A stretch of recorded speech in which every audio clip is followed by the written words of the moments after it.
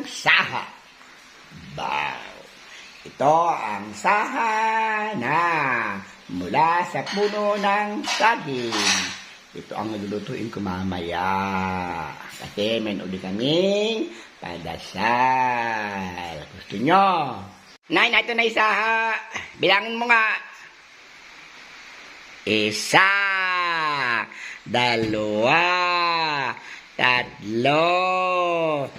5, 6, 7. Kaya yung kasya na kaya yung mamaya. Maraming tao ah.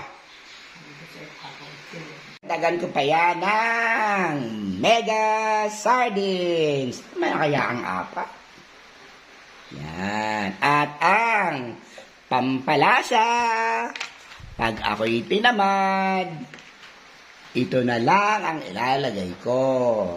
Ang Coco Mama. Pag ako'y may sinipag, magkakayod pa ako ng niyog mamaya. Ayan. That's all and good morning.